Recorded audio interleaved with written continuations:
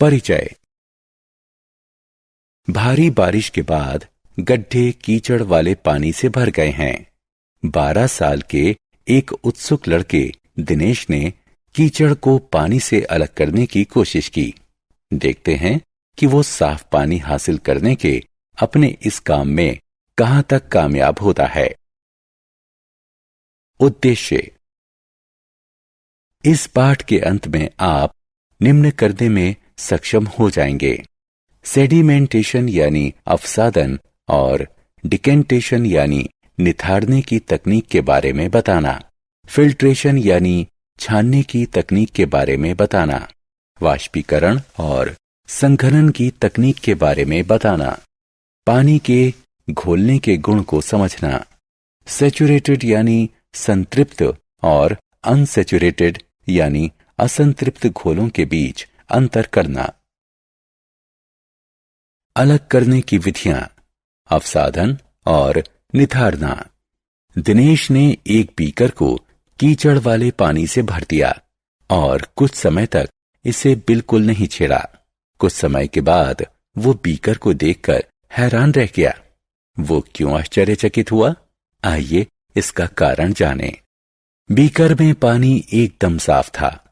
मिट्टी क्योंकि भारी होती है, इसलिए वह बीकर की तली में बैठ गई, जबकि पानी उसके ऊपर मौजूद था। बीकर की तली में मिट्टी के जमने की इस प्रक्रिया को अवसादन कहा जाता है, और जो मिट्टी नीचे जमा हुई उसे अवसाद या तलछट कहते हैं। दिनेश ने इस मिश्रण में से पानी को अलग करने के लिए साफ पानी को बिना अवसाद को हिलाए दूसरे बीकर में डाल दिया। अवसाद को तरल से अलग करने की इस प्रक्रिया को निथारना कहते हैं। इसी तरह अलग करने की कुछ अन्य विधियां भी होती हैं। आइए इस पाठ में उनके बारे में पता लगाएं। अलग करने के तरीके। छानना। बच्चों, चाय बनाने के बाद हम इस मिश्रण को एक छलनी में डालते हैं। चाय छलनी के छेदों से गुजर जाती है और चाय की पत्तियां छलनी में रह जाती हैं। अलग करने की इस प्रक्रिया को फिल्ट्रेशन या छानना कहते हैं। लेकिन छानने की यह प्रक्रिया किसी तरल में घुल चुकी ठोस चीजों को अलग नहीं कर सकती। कभी कभी किसी ठोस चीज के महीन कण उस छलनी से भी पार निकल जाते हैं, जिसका इस्तेमाल छानने के लिए किया जाता है। ऐसी स्थिति में फिल्टर पेपर का प्रयोग किया जाता है। फिल्टर पेपर एक ऐसा खास तरह का कागज होता है जिसमें छोटे छोटे लाखों छिद्र होते हैं। तरल तो इन छिद्रों में से निकल जाता है, लेकिन ठोस कण फिल्टर पेपर पर ही रह जाते हैं। फिल्टर पेपर में से जो तरल गुजर जाता है उसे फिल्ट्रेट या छना हुआ तरल कहते हैं। जो ठोस कण फिल्टर पेपर पर ही बचे रह जाते हैं उन्हें रेजिड्यू या अवशेष कहते हैं। ऐसे मिश्रणों को अलग करना जिनमें 2 से ज्यादा चीजें हों। आइए अब एक प्रयोग करते हैं। अगर आपको पानी, रेत और नमक वाला मिश्रण दिया जाए तो आप इन तीनों चीजों को अलग अलग कैसे करेंगे? आप रेत को अलग करने के लिए इस मिश्रण को कुछ देर के लिए बिल्कुल नहीं छेड़ेंगे। रेत क्योंकि भारी होता है और पानी में घुलता नहीं है, इसलिए वह बर्तन की तली में बैठ जाता है। फिर इस मिश्रण को रेत अलग करने के लिए निथारा जाता है। नमक क्योंकि घुलनशील होता है, इसलिए वह पानी में पूरी तरह घुल जाता है। ऐसा वाष्पीकरण और संघनन के जरिए किया जाता है। आइए देखें कि इन 2 शब्दों से हमारा क्या तात्पर्य है।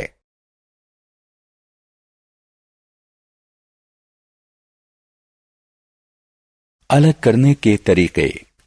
वाष्पीकरण और संघनन। जिस प्रक्रिया में पानी को गर्म करके भाप कणों में बदला जाता है उसे वाष्पीकरण कहते हैं। जिस प्रक्रिया में भाप के कणों को पानी में बदला जाता है उसे संघनन कहते हैं। जब हमें पानी में घुले हुए नमक के मिश्रण को अलग अलग करना होता है तो हम इस घोल को एक केतली में डालकर उसे ढक्कन से ढक देते हैं। पानी गर्म होकर कणों में बदल जाता है जो केतली के मुंह से निकलने लगते हैं। इस पानी को तब तक गर्म करते रहिए जब तक सारा पानी कणों में परिवर्तित नहीं हो जाता। अब केतली में सिर्फ नमक ही बचा रहेगा। तो इस प्रकार इस प्रक्रिया के जरिए पानी में घुले हुए नमक को पानी से अलग किया जा सकता है। पानी को ऊष्मा के जरिए कणों में बदलने की इस प्रक्रिया को वाष्पीकरण कहते हैं। पानी प्राप्त करने के लिए नमकीन पानी को गर्म करने के दौरान बर्फ वाली एक तश्तरी को केतली के मुंह के ठीक ऊपर पकड़िए। जब केतली के मुंह से निकलने वाली भाप बर्फ वाली प्लेट के संपर्क में आती है तो ये घनीभूत हो जाती है और इससे पानी बन जाता है। इस प्रक्रिया से हमें पानी वापस मिल जाता है। जल कणों को पानी में बदलने की इस प्रक्रिया को कंडेंसेशन यानी संघनन कहते हैं।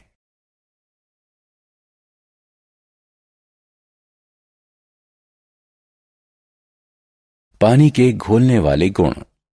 पानी एक ऐसी चीज है जिसमें बहुत सारी चीजें घुल जाती हैं, लेकिन कुछ चीजें ऐसी भी हैं जो पानी में नहीं घुलती।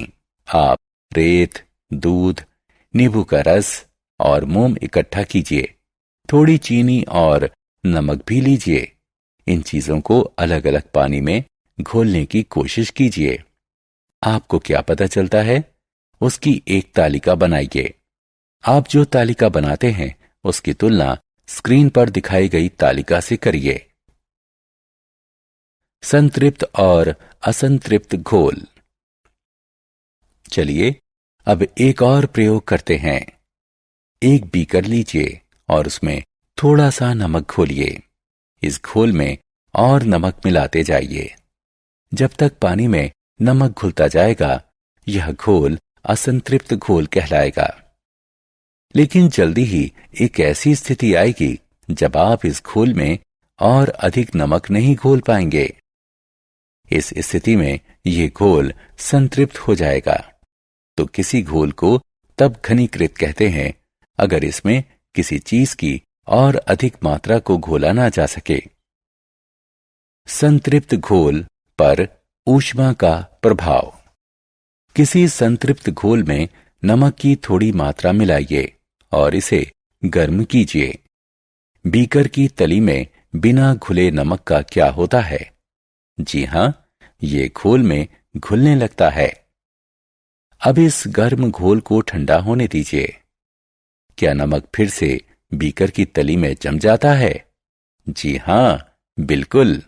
तो विद्यार्थियों, यह प्रयोग दिखाता है कि आप पानी को गर्म करके उसमें नमक की काफी मात्रा घोल सकते हैं। सारांश। आइए हमने जो कुछ सीखा है उसे संक्षेप में दोहराएं। अवसादन एक ऐसी प्रक्रिया है जिसके जरिए किसी तरल में मौजूद घुल ना सकने वाले भारी कणों को नीचे बैठने दिया जाता है। निथाड़ना एक ऐसी प्रक्रिया है जिसमें अवसादन के बाद प्राप्त हुए साफ तरल को किसी दूसरे पात्र में डाला जाता है और नीचे जमे कणों को हिलाया नहीं जाता है। छानना एक ऐसी प्रक्रिया है जिसमें किसी मिश्रण के एक अघुलनशील ठोस पदार्थ को इसके तरल तत्व से एक फिल्टर के जरिए गुजारकर अलग किया जाता है। पानी को गर्म करके उसे भाप कणों में बदलने की प्रक्रिया को वाष्पीकरण कहते हैं।